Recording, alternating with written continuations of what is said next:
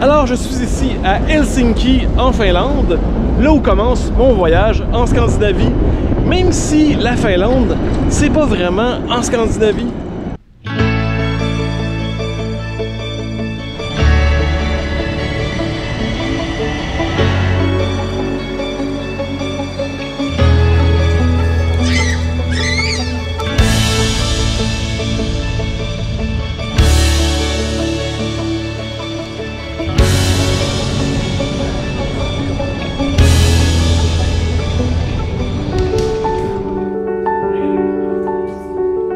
C'est par une belle soirée de printemps que je pars avec mon père vers les vieux pays. Alors papa, on s'en va vers Munich. Vers Munich. Ouais. C'est un transfert de 5 heures. Après une assez longue escale de 5 heures en Allemagne, on repart vers la Finlande. Alors, on est dans le vol Munich-Helsinki. Je vais juste vous montrer quelque chose qui est vraiment le fun. L'espace pour les pieds. Oui. On passe en même pas, même moi je me rends pas. Ouais. C'est juste 2h30, mais bon.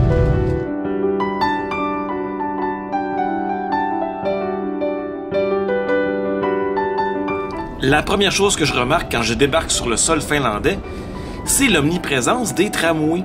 Il y en a vraiment beaucoup, des plus vieux et des plus récents. La Finlande a quand même son métro et un bon réseau d'autobus. Donc, je ne vois pas s'il empêcherait d'avoir un tramway aussi, à Montréal. Comme je vous disais dans mon intro, la Finlande ne fait pas partie officiellement de la péninsule scandinave, comme la Norvège, le Danemark et la Suède. Par contre, la Finlande est le seul de ces 4 pays à faire partie intégralement de l'Europe. Ce qui est sûr, c'est que tous ces pays sont considérés comme des pays nordiques. Comme on le voit ici, avec un gros temps de neige, un 3 mai. Ce que je remarque aussi à Helsinki, il y a seulement une petite partie de la ville qui contient des vieux bâtiments. C'est une ville assez moderne.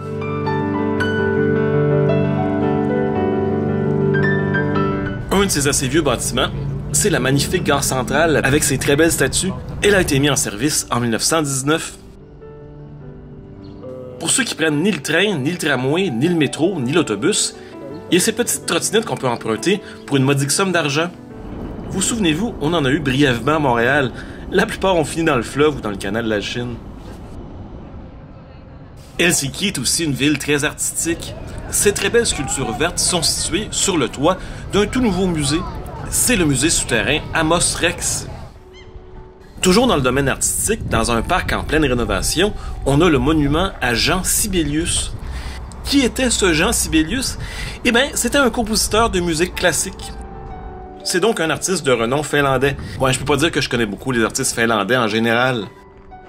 Je connais plus les joueurs de hockey. Un salut spécial à Saku Koivu et Teemu Selanne. La structure du monument me fait beaucoup penser à un orgue d'église. Toujours dans le domaine culturel, on a la toute nouvelle bibliothèque d'Helsinki. Un immense bâtiment avec une architecture vraiment osée. La bibliothèque a été complétée seulement en 2018. Quand j'y repense, je regrette de ne pas être entré à l'intérieur.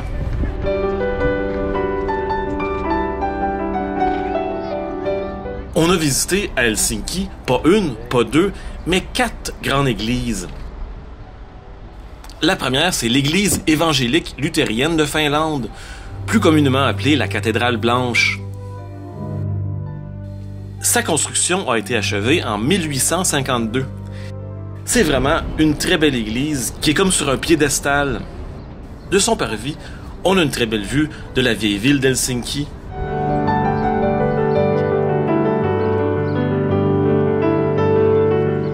La cathédrale orthodoxe d'Ouspensky nous rappelle que les Finlandais ont été sous l'occupation russe pendant très longtemps. L'église construite en 1868 a un intérieur plutôt petit, mais très richement décoré. On arrive ici à une autre église luthérienne, l'église Saint-Jean. C'est la plus grande église en pierre de toute la Finlande.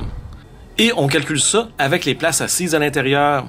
La construction de cette très belle église s'est achevée en 1893. Mon papa, pour qui la Bible est le livre à suspense préféré, a eu un peu de misère avec la langue finlandaise. Finalement, on arrive à l'église la plus spéciale d'Helsinki. Elle s'appelle le Tempe-Liokio Kirkko. Kirkko, ça veut dire église en finlandais. Elle a été creusée à Memlerock dans les années 60. C'est vraiment une église très touristique de nos jours. Et il y a aussi plusieurs concerts et plusieurs événements qui s'y tiennent.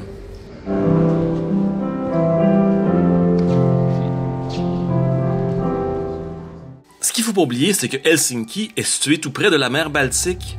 Et ça fait partie de l'expérience de la ville de faire un petit tour de bateau.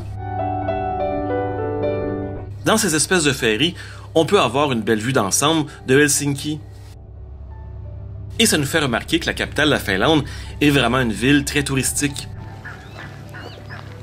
Notre but à nous, c'est d'aller à Suomenlinna, une forteresse située sur une île.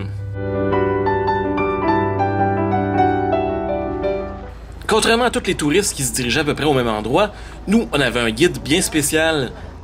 Il est venu nous accueillir pas trop loin du quai des débarquements. C'est notre guide. C'est lui qui nous guide à travers l'île. C'est bizarre. On dirait qu'il prend une vache. Ouais, il fait le guide. Bon, comme il parlait pas du tout français ou anglais, on n'a rien compris et on a continué notre chemin tout seul. La forteresse de Suomenlinna a été construite par les Suédois, parce que oui, la Finlande a déjà été sous le contrôle des Suédois. Ils ont commencé la construction de la forteresse en 1747, et ce fort a connu vraiment plusieurs guerres. Il a été ensuite sous le contrôle des Russes, et finalement de nos jours sous le contrôle finlandais, et c'est toujours une forteresse militaire.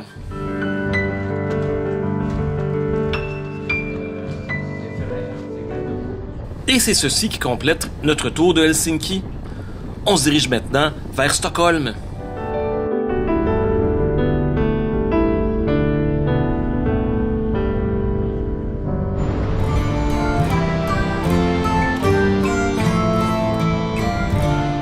Stockholm, c'est la capitale de la Suède et c'est sa ville la plus peuplée, avec presque 1 million d'habitants.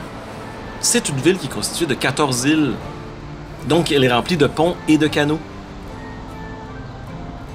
Stockholm, c'est une ville vraiment plus vieille que Helsinki, et ça fait qu'il y a plus de vieux bâtiments qui sont très beaux.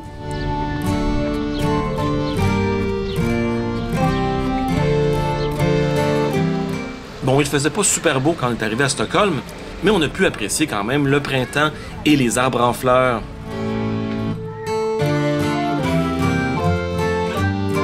Aspect intéressant, le palais royal et les bâtiments du gouvernement de Suède sont situés sur une île, avec des ponts tous gardés par des soldats à mitraillettes. Le palais royal est très intéressant. C'est encore là que réside le roi ou la reine de Suède. Le bâtiment est en rénovation, donc je ne peux pas vous montrer toutes ses façades. C'est le plus grand palais royal de toute l'Europe. Il a été construit entre 1697 et 1760.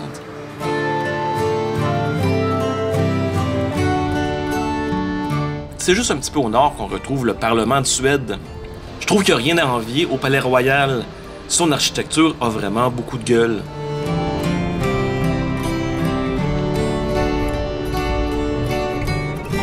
Non loin de là, il y a le Gamla stan, c'est-à-dire la vieille ville de Stockholm. Ces vieilles maisons et ces petites rues pleines de commerces me font beaucoup penser à la rue Saint-Paul, mais en plus vieux et un peu plus étroit.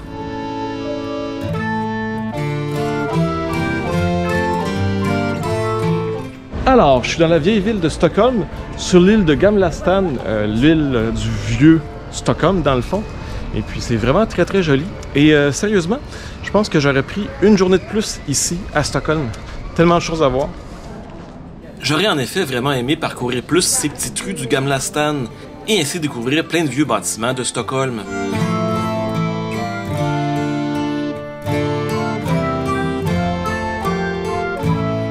On se dirige maintenant vers la rive sud de la capitale suédoise.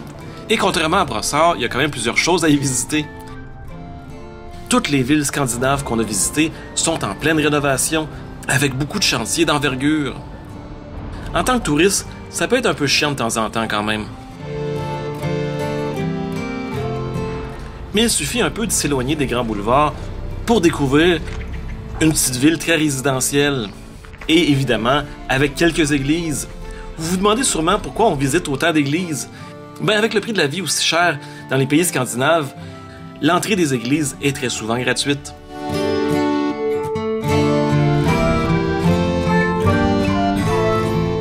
On se dirige maintenant vers d'autres îles de Stockholm. Dans celle-ci, il y a des beaux parcs bucoliques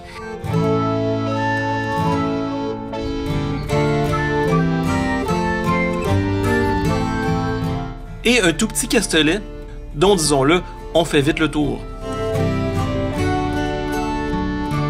On prend maintenant le bateau pour se diriger vers l'île des musées. Il y a même un musée sur le groupe pop à bas. Mais c'est pas lui qu'on va visiter, on va plutôt visiter le Vasa Museet.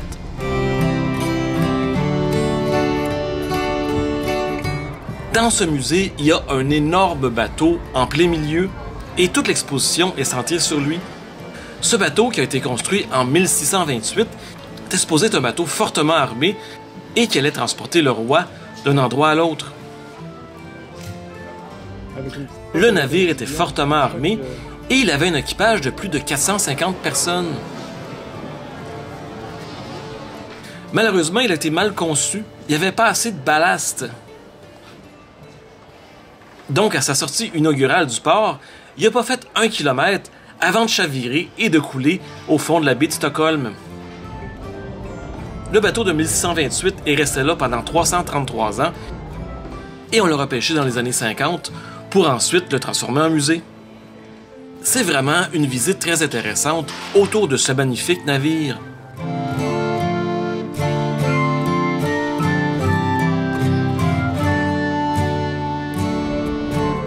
Bon, voilà qui termine ma visite de Stockholm. Un vidéo un peu court, vous allez me dire? Ben oui, on va y revenir à Stockholm sous d'autres aspects, ne vous inquiétez pas. Là-dessus, je vous dis à plus!